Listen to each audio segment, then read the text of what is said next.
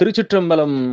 அருள் தரும் சிவகாமி அம்மை உடனுரை அருள்மிகு கைலாயநாதப் பெருமான் திருவடிகள் போற்றி போற்றி. எம்பிரான் பரஞ்சோதி முனிவர் திருவடிகள் போற்றி போற்றி. திருவிளையாடல் புராணத்தினுடைய 103வது பாடல், திருநகரச் சிறப்பினுடைய 13வது பாடல் நம்முடைய சிந்தனைக்கு.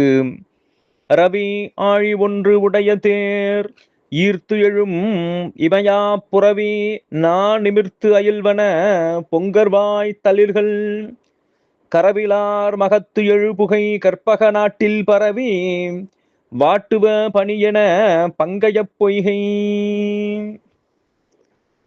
ரவி ஆழி ஒன்று உடைய தேர், அங்கே சூரியன் ஏறி வரக்கூடிய ஒற்றை சக்கரம் உடைய அந்த தேர் ஈர்த்து எழும் இமையா புரவி நான் நிமிர்த்து அயில்வன, அந்த தேரை இழுத்து வரக்கூடிய 7 குதிரைகள், இமையாத தன்மை உடைய அக்குதிரைகள் தங்களுடைய நாக்கை நீட்டி அயில்வன பொங்கல்வாய் தளிர்கள், அங்கே இந்த மதுரை மாநகரத்திலே வீற்றிருக்கக்கூடிய இளம் தளிர்களை தங்களுடைய பெரிய நாக்கினால் நீட்டி எடுத்து உண்கின்றன.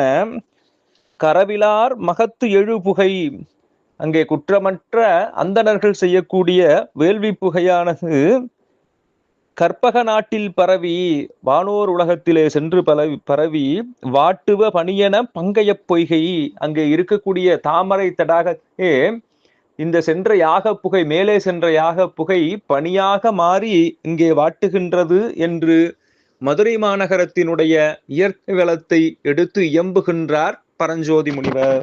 திருச்சிற்றம்பலம்.